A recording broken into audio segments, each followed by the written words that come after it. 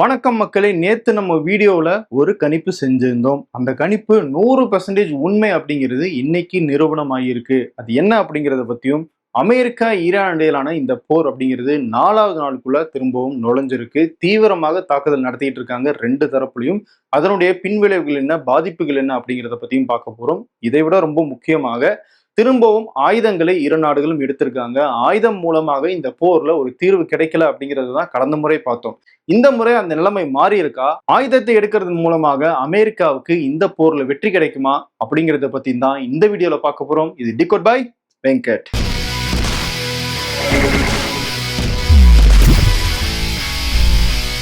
வீடியோக்குள்ள போறதுக்கு முன்னாடி ஒரு மகிழ்ச்சியான செய்தி. டிகோட் பை வெங்கட் அப்படிங்கிற நம்ம சேனல் தொடங்கி 2 நாள்லயே கிட்டத்தட்ட இந்த ஷூட் நடக்கும்போது 7000 சப்ஸ்கிரைபர்ஸை நம்ம தாண்டிட்டோம். ரொம்பவே மகிழ்ச்சியா இருக்கு. நான் எதிர்பார்த்ததோட மிகப்பெரிய வரவேற்பு கிடைச்சிருக்கு.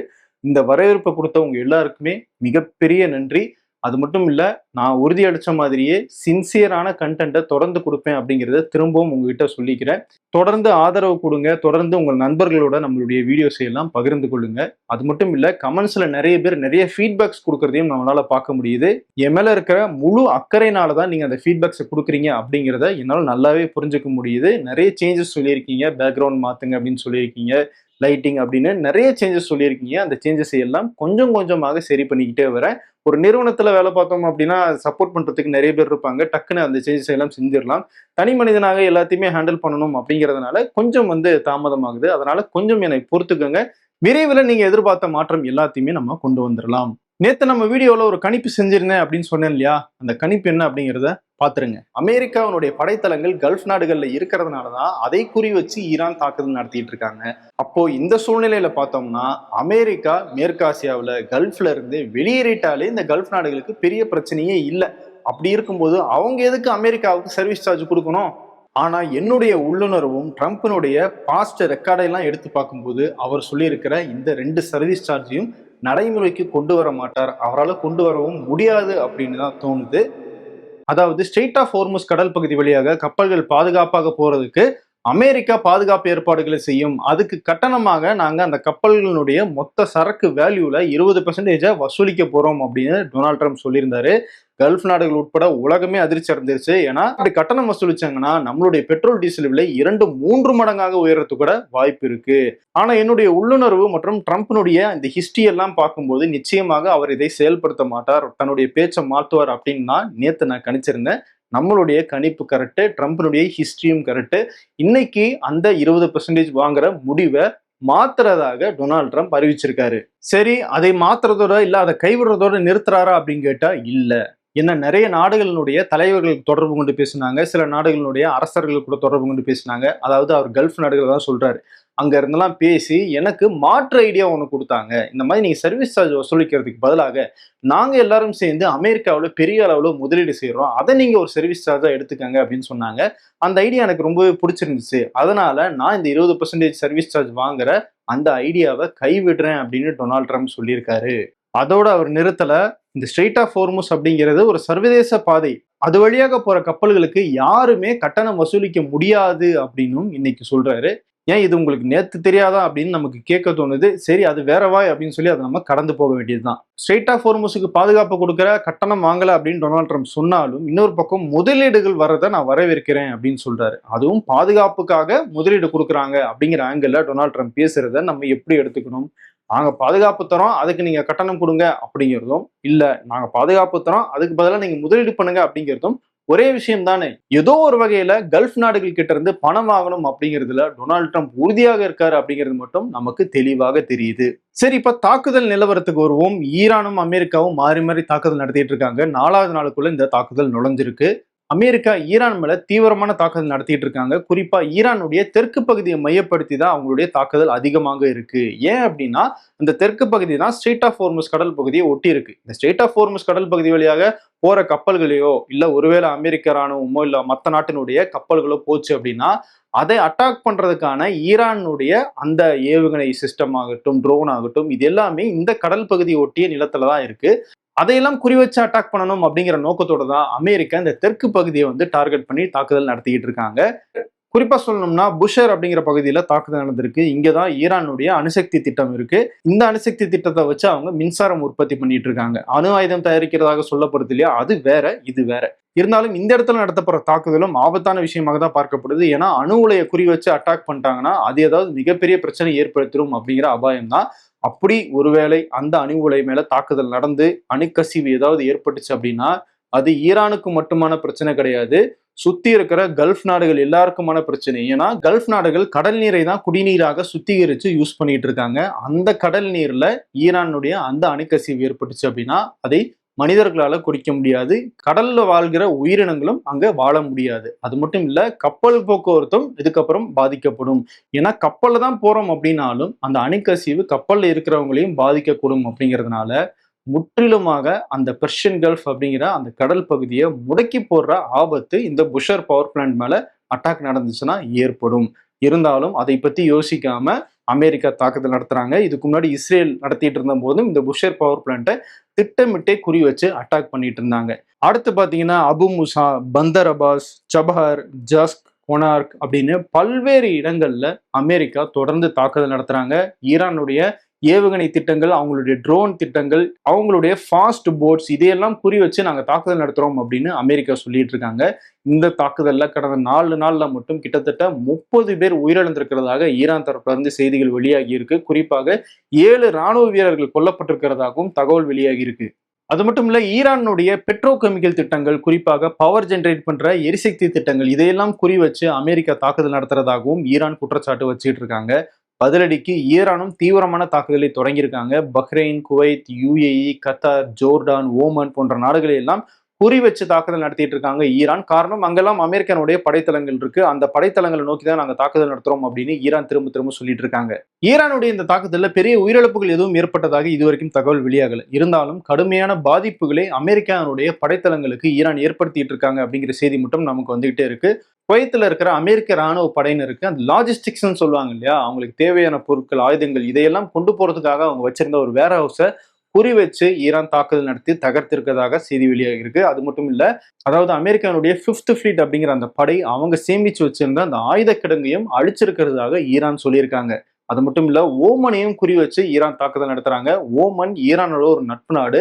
அந்த நாட்டின் மேல ஈரான் தாக்குதல் நடத்துறதா வேடிக்கையான விஷயமாக இருக்கு. ஏன்னா சிச்சுவேஷன் அப்படி மாறி இருக்கு. காரணம், ஓமனை ஒட்டி இருக்கிற கடல் பகுதி வழியாக கப்பல்களை கொண்டு போற முயற்சியில அமெரிக்கா ஈடுபடுறாங்க. அதனால அமெரிக்காவுடைய கடற்படையினர் ஓமனுடைய துறைமுகங்களை ஒட்டி அவங்க நிலை கொண்டிருக்காங்க. அதனால ஈரான் அந்த படைகளை குறி வச்சு தாக்குதல் நடத்த வேண்டிய சிச்சுவேஷன் ஏற்பட்டிருக்கு. அது மட்டும் இல்ல, அமெரிக்காவுடைய லாங் ரேஞ்ச் ரேடார்ஸ் ஓமன்ல இருக்கு, அதை குறி வச்சு தாக்குதல் நடத்திருக்காங்க. கத்தார்ல இருக்க ரேடார்ஸை குறி வச்சு தாக்குதல் நடத்திருக்காங்க.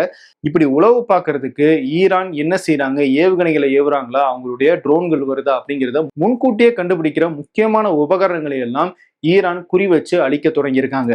அது மட்டும் இல்ல, யுஏஇனுடைய 2 கப்பல்கள் மேலேயும் ஈரான் தாக்குதல் நடத்தியிருக்காங்க. அந்த கப்பல்ல இந்தியர்களும் இருந்திருக்காங்க. ஒரு இந்தியர் இந்த தாக்குதல்ல உயிரிழந்திருக்காரு. 8 பேரை மீட்டிருக்கிறதாகவும் யுஏஇ அறிவிச்சிருக்காங்க. இந்த தாக்குதலுக்கு யுஏஇ உட்பட கல்ஃப் நாடுகளிடம் கண்டனம் தெரிவிச்சுட்டு வராங்க.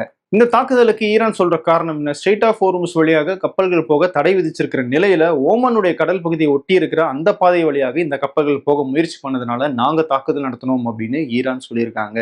ஆனா டொனால்ட் ட்ரம்ப் என்ன திரும்ப சொல்றாரு, ஸ்ட்ரெய்ட் ஆஃப் ஹோர்முஸ் எப்பவுமே திறந்திருக்கும், அதுக்கான பாதுகாப்பை நாங்க கொடுப்போம் அப்படின்னு சொல்றாரு. எப்படி பாதுகாப்பு கொடுக்க முடியும் அப்படிங்கிறது தெரியல. ஏன்னா வர்த்தக கப்பல் மேல ஈரான் தாக்குதல் நடத்துறாங்க அப்படின்னா அது அந்த ஒரு கப்பலை மட்டும் மையப்படுத்தினது கிடையாது. இனிமேல் அந்த பக்கம் எந்த கப்பல் போனாலும் இந்த மாதிரி தாக்குதலுக்கு உள்ளாக்கப்படுவீர்கள் அப்படிங்கிற அந்த எச்சரிக்கை கொடுக்கறதுக்காக தான், மற்ற கப்பல்களுக்கு பயத்தை ஏற்படுத்துறதுக்காக தான் ஈரான் இந்த மாதிரியான தாக்குதலை நடத்திட்டு இருக்காங்க. அப்படி இருக்கும்போது அந்த கப்பல்கள் எல்லாம் அமெரிக்கா பாதுகாப்பு கொடுத்தாலும் அமெரிக்காவை நம்பி போவாங்களா அப்படிங்கிறது மிகப்பெரிய கேள்விக்குறிதான். அப்படியே இருந்தாலும் எவ்வளவு பெரிய பாதுகாப்பை அமெரிக்காவில் கொடுத்துட முடியும் அப்படிங்கிறது மிகப்பெரிய கேள்வி. ஏன் அப்படி சொல்றேன்னா, ஈரான்ல இருந்து இஸ்ரேலுக்கு 1000 கிலோமீட்டர் டிஸ்டன்ஸ் இருக்கு. அவ்வளவு டிஸ்டன்ஸ்ல இருந்தும் ஏவுகணை மூலமாக இஸ்ரேல் மேல தாக்குதல் நடத்துறாங்க ஈரான். அப்படி இருக்கும்போது அவங்களுடைய நிலத்தை ஒட்டிய அந்த கடல் பகுதிக்குள்ள, அதுவும் ஒரு குறுகிய கடல் பகுதியில போற கப்பல் மேல ஈரானால தாக்குதல் நடத்த முடியாதா என்ன? ஒரு சின்ன மிஷின்கன் இருந்தா கூட போதும், அந்த கப்பல்களை எல்லாம் ஈரானால நிறுத்திட முடியும். அதை அவங்க ட்ரோன் வச்சு கூட ரொம்ப ஈஸியா செஞ்சிருவாங்க. இதையெல்லாம் தாண்டி மஸ்கிட்டோ ஃபோர்ஸ், அதாவது கொசு படைகள் அப்படின்னு சொல்லி சின்ன சின்ன ஃபாஸ்ட் போட்ஸும் அவங்க நிறைய வச்சிருக்காங்க. இதையெல்லாம் வச்சு அந்த கப்பல்களே அவங்களால ஈஸியாக தடுத்துட முடியும். ஸோ அந்த பயத்தை வச்சுதான் அவங்க இந்த ஸ்ட்ரெய்ட் ஆஃப் ஹோர்முஸையே கண்ட்ரோல் பண்றாங்க. ஆனா ட்ரம்ப் என்ன சொல்றாரு, அடுத்த வாரத்துக்குள்ள ஈரான் பேச்சுவார்த்தைக்கு வரல அப்படின்னா ஈரானுடைய பாலங்களையும் மின் உற்பத்தி மையங்களையும் நாங்க தாக்கி அழிச்சிருவோம் அப்படின்னு ஒரு மிரட்டல் விடுத்திருக்காரு. இதே பொழப்பா போச்சு டொனால்ட் ட்ரம்ப்புக்கு. ஈரான பேச்சுவார்த்தைக்கு வாங்க வாங்க அப்படின்னு சொல்லி கூப்பிடுறது, அதுக்கேத்த மாதிரி மிரட்டலையும் குடுக்குறது, அவங்க பேச்சுவார்த்தைக்கு வந்ததுக்கு பிறகு தாக்குறது. இப்படிதான் 2025ல இருந்தே அமெரிக்கா செஞ்சுக்கிட்டு இருக்காங்க. இப்பவும் அப்படிதான் எம்ஓயு சைன் பண்ணாங்க. அதன் பிறகு ஒவ்வொரு விஷயமாக நடைமுறைக்கு வந்துகிட்டே இருந்துச்சு. அமைதி திரும்பும் அப்படின்னு சொல்லி நம்மளும் நம்பணும். ஆனா முழுமையாக அந்த புரிந்துணர்வு ஒப்பந்தத்தில் இருக்கிற விஷயங்கள் எல்லாம் அமலாகிறதுக்கு முன்னாடியே ஓமன் கடல் பகுதி வழியாக ஈரானுக்கு தெரியாம கப்பல்களை எல்லாம் கொண்டு போயிடணும் அப்படின்னு அமெரிக்கா முயற்சி பண்ணாங்க. அந்த முயற்சி தான் இப்ப திரும்பவும் போருக்கு காரணமாக அமைஞ்சிருச்சு. ஆனா டொனால்ட் ட்ரம்ப் என்ன சொல்றாரு, ஈரான் திரும்பவும் பேச்சுவார்த்தைக்கு வரணும் அப்படின்னு. அதெல்லாம் சரி, டொனால்ட் ட்ரம்ப் சொல்ற மாதிரி ஈரானை இந்த முறை அவர் பணிய வச்சிருவாரா அப்படின்னு கேட்டீங்கன்னா அது மிகப்பெரிய கேள்விக்குறி தான். அப்படி பணிய வச்சிருந்தாருன்னா இதுக்கு முன்னாடியே ஒரு 2 மாதங்கள் நடந்துச்சுல அந்த போர், அப்பவே அவர் பணிய வச்சிருக்கணும். அப்பவே அவங்களால எதுவுமே செய்ய முடியல. இப்பவும் கிட்டத்தட்ட அதே நிலைமை தான் நீடிக்குது. ஏன் அப்படின்னா அந்த 2 மாச போர்லயே ஈரான் நிறைய ஏவுகணைகளை செலவு பண்ணியிருந்தாங்க. அப்படி செலவு பண்ணியுமே இன்னும் அவங்க கிட்ட 70ல இருந்து 80% ஏவுகணைகள் மீதி இருக்கிறதாக அமெரிக்காவுடைய உளவுத்துறையே சொல்லியிருக்காங்க. அது போக அது மட்டும் இல்ல, குடிசை தொழில் மாதிரி தினம் தினம் நூத்துக்கணக்கான ட்ரோன்களையும் இவங்க தயாரிச்சுக்கிட்டு இருக்காங்க. அப்போ ஆயுத பலத்துல ஈரான் இன்னும் ஸ்ட்ராங்காக தான் இருக்காங்க அப்படிங்கிறது நமக்கு தெளிவாக தெரியுது. ரெண்டாவது, அமெரிக்கா என்ன பண்றாங்க, ஈரான் மேல கூடுதலான பொருளாதார தடைகளை விதிக்கிறாங்க. குறிப்பாக அவங்களுடைய எண்ணெய் ஏற்றுமதியை முடக்கிற வகையில நிறைய தடைகளை விதிச்சிருக்காங்க. குறிப்பிட்டு சொல்லணும் அப்படின்னா ஷேடோ ஃபிளீட் அப்படின்னு சொல்லுவாங்க. அதாவது சர்வதேச அளவுல அங்கீகரிக்கப்படாத கப்பல்கள், அந்த கப்பல்கள் மூலமாக ஈரான் தங்களுடைய எண்ணெயை ஏற்றுமதி செஞ்சுட்டு இருக்காங்க. அந்த நெட்வொர்க்கை முடக்கிற வகையிலான சில தடைகளையும் அமெரிக்கா கொண்டு வந்திருக்காங்க. அது மட்டும் இல்ல, ஈரானுடைய மத்திய வங்கி சார்பில் 130 மில்லியன் அமெரிக்க டாலர்கள் அளவுக்கு டிஜிட்டல் வேலட்ல பணம் இருந்திருக்கு. அந்த பணத்தை முடக்கி வச்சிருக்கிறதாகவும் அமெரிக்கா அறிவிச்சிருக்காங்க.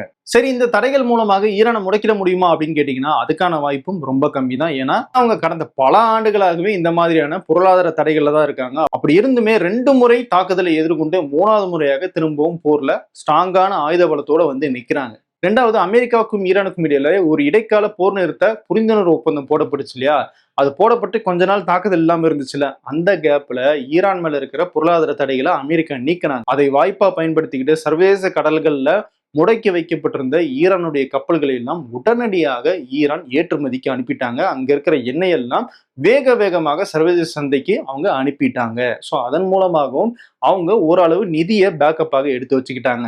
இதை பார்த்தா உங்களுக்கு ஈரான் அமெரிக்காவை ஏமாத்துற மாதிரி தோணும். அமெரிக்கா மட்டும் இன்னும் அவ்வளவு சாதாரணமான ஆளா? அமெரிக்காவுடைய துணை ஜனாதிபதி ஜேடி வான்ஸ் அவர் தான் இந்த புரிந்துணர்வு ஒப்பந்தம் உருவாகிறதுக்கு முக்கியமான காரணமாக இருந்தவர். அவர் என்ன திரும்ப சொன்னாரு, அமெரிக்கா இந்த இடைப்பட்ட காலம், அதாவது இந்த புரிந்துணர்வு ஒப்பந்தம் கையெழுத்தானதுல இருந்து இறுதி ஒப்பந்தம் கையெழுத்தாகிறதுக்கு இடையில இருக்கிற இந்த 60 நாட்கள்ல எண்ணெயை மிகப்பெரிய அளவுல ஸ்டாக் பண்ணிடணும், ஆயுதங்களை மிகப்பெரிய அளவுல ஸ்டாக் பண்ணிடணும் அப்படிங்கிற நோக்கத்தோட தான் செயல்பட்டுக்கிட்டு இருக்கு அப்படின்னு அவரையும் அறியாம ஒரு இடத்துல உண்மையை சொன்னார். ஸோ 2 நாடுகளுமே எப்ப வேணா இந்த போர் திரும்ப தொடங்கும் அப்படிங்கிற ஒரு எண்ணத்தோட தான் அந்த புரிந்துணர்வு ஒப்பந்தத்திலேயே கையெழுத்து போட்டிருக்காங்க அப்படிங்கிறது நமக்கு தெளிவாக புரியுது. சரி, அமெரிக்கா நினைச்ச மாதிரி இந்த கேப்ல எண்ணெய் எல்லாம் திரும்பி ஸ்டாக் பண்ணி வச்சாங்களா அப்படின்னு கேட்டீங்கன்னா அதுவும் இல்லை. எஸ்பிஆர் அப்படின்னு சொல்லுவாங்க, ஸ்ட்ராட்டஜிக் பெட்ரோலியம் ரிசர்வ். இது என்ன அப்படின்னா அவசர காலத்துல யூஸ் பண்றதுக்காக கச்சா எண்ணெயை எப்பயுமே அமெரிக்கா ஸ்டாக் வச்சுக்கிட்டே இருப்பாங்க. அந்த ஸ்டாக்கினுடைய அளவு கடந்த சில ஆண்டுகளுக்கு முன்னாடி 726 மில்லியன் பேரல்களாக இருந்துச்சு. இன்னைக்கு அது வெறும் 315 மில்லியன் பேரல்களாக குறைஞ்சிருக்கு. அதுக்கு காரணம் என்ன, 2 மாசமா ஈரான் அந்த ஸ்ட்ரெய்ட் ஆஃப் ஹோர்முஸ் வழியாக எண்ணெயை போக விடாம தடுத்து வச்சிருந்தாங்க, கப்பல்கள் போகல.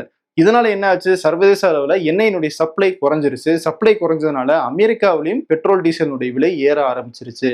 அப்போ அந்த விலையை கட்டுப்படுத்தணும்னா என்ன பண்ணணும், சப்ளையை வந்து அதிகரிக்கணும். சப்ளை அதிகரிக்கணும் அப்படிங்கிற காரணத்துக்காக அமெரிக்கா தங்களுடைய கையில இருந்த அந்த ஸ்ட்ராட்டஜிக் ரிசர்வ்ல இருந்து கச்சா எண்ணெயை சந்தைக்குள்ள விடுவிக்கிறாங்க. அப்படி குறைச்சு வந்துதான் 315 மில்லியன் பேரல்கள்ல இன்னைக்கு நிக்கிறாங்க. இந்த 315 மில்லியன் நம்ம சொல்றோம், இதுலயும் பாதி மட்டும் தான் அமெரிக்காவில் பயன்படுத்த முடியும்னு சொல்றாங்க. ஏன்னா இதெல்லாம் பல ஆண்டுகளாக ஸ்டாக் வைக்கப்பட்ட எண்ணெய்கள். அதுல பாதிக்கும் மேற்பட்ட எண்ணெயை இப்ப சுத்திகரிக்க முடியுமா அப்படிங்கிற ஒரு பெரிய கேள்வி எழுந்திருக்கு. அதுக்கான தகுதியை அந்த எண்ணெய் இழந்திருக்கும் அப்படின்னு சொல்றாங்க. அப்படி பார்த்தோம்னா 315ல பாதி அப்படின்னா 150 மில்லியன் பேரல்கள் எண்ணெயை மட்டும்தான் இப்போ அமெரிக்கா எமர்ஜென்சியா தங்களுடைய ஸ்டாக்ல வச்சிருக்காங்க. ஸோ அந்த வகையில பார்த்தோம்னா இப்ப போர் திரும்பவும் தொடங்கி இருக்கு. ஸ்ட்ரெய்ட் ஆஃப் ஹோர்முஸை முடக்கி இருக்கிறதாக ஈரான் சொல்லியிருக்காங்க. திரும்பவும் கச்சா எண்ணெயினுடைய ஃப்ளோ குறையும். அப்படி குறைஞ்சுன்னா அமெரிக்காவில் எண்ணெய் விலை, பெட்ரோல் டீசல் விலை உயரதான் போகுது. இந்த முறை அமெரிக்காவில் கடந்த முறை மாதிரி கொஞ்சமாவது அதை கண்ட்ரோல் பண்ண முடியுமா அப்படின்னு பார்த்தீங்கன்னா சுத்தமாக வாய்ப்பில்லை அப்படின்னு தான் சர்வதேச அரசியல் பார்வையாளர்கள் சொல்றாங்க. ஸோ அந்த வகையில இந்த போர் தொடங்குனது அப்படிங்கிறது முதல்ல கெட்ட செய்தியாக மாறப்போறது அமெரிக்க மக்களுக்கு தான். இதையெல்லாம் தாண்டி நவம்பர் மாசம் அமெரிக்காவில் இடைக்கால தேர்தல் நடக்க இருக்கு. அந்த தேர்தலில் டொனால்ட் ட்ரம்பினுடைய கட்சியால பெரிய அளவுல ஜெயிக்க முடியலன்னா இப்ப அவர் இஷ்டத்துக்கு பண்ணிட்டு இருக்காருல, இந்த விஷயங்கள் எதையுமே அவரால் பண்ண முடியாது. அதுக்கு செனட்லயும் காங்கிரஸ்லயும் பெரிய ஆதரவு கிடைக்காத ஒரு நிலைமை ஏற்பட்டுரும். அந்த தேர்தலில் ஜெயிக்கணும்னா உடனடியாக இந்த கச்சா எண்ணெயினுடைய விலை, அதை தொடர்ந்து பெட்ரோல் டீசலினுடைய விலையெல்லாம் குறையணும்.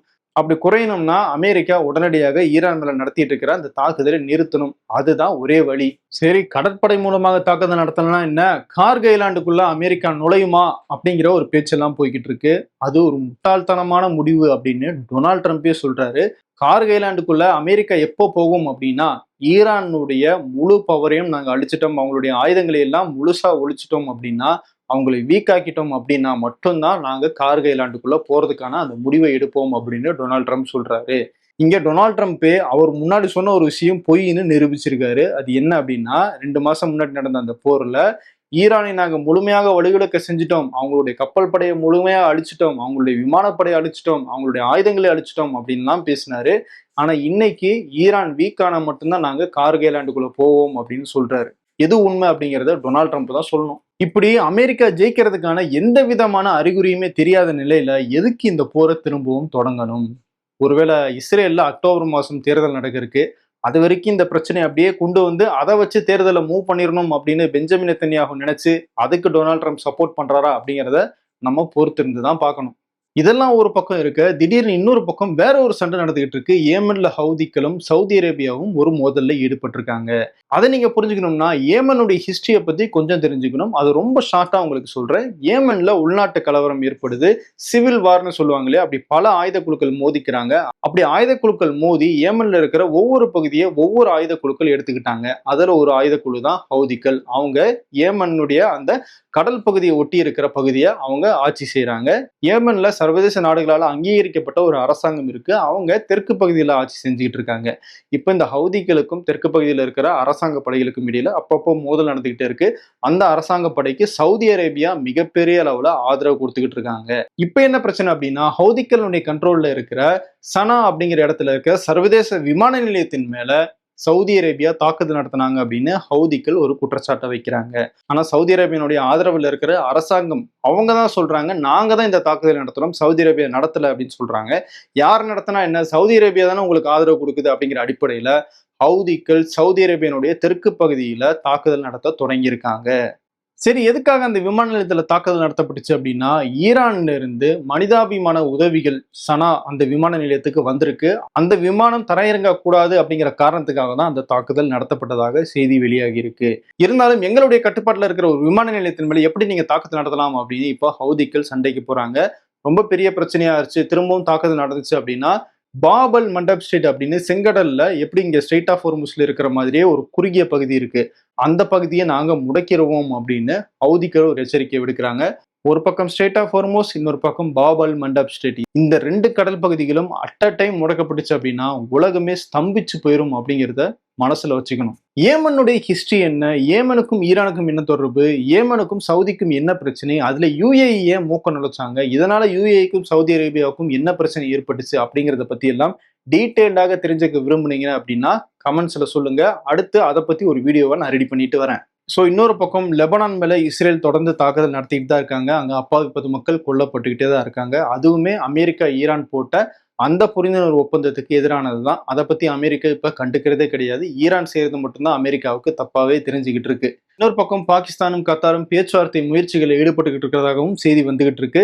அது நிச்சயம் பாசிட்டிவான செய்தி தான். அந்த பேச்சுவார்த்தை நடைமுறைக்கு வந்து அமைதி திரும்புச்சு அப்படின்னா நமக்கு நல்லது. இல்லாட்டி திரும்பவும் இன்னும் ஒரு 2 மாதங்களோ 3 மாதங்களோ நம்ம ஊர்ல கேஸ் தட்டுப்பாடு, பெட்ரோல் டீசல் விலை உயர்வை நம்ம சந்திக்க வேண்டிய ஒரு சூழ்நிலை ஏற்படும். அந்த சூழ்நிலை வந்துடக்கூடாது அப்படின்னு நம்ம நம்புவோம். அடுத்த வீடியோல திரும்பவும் சந்திப்போம். நன்றி.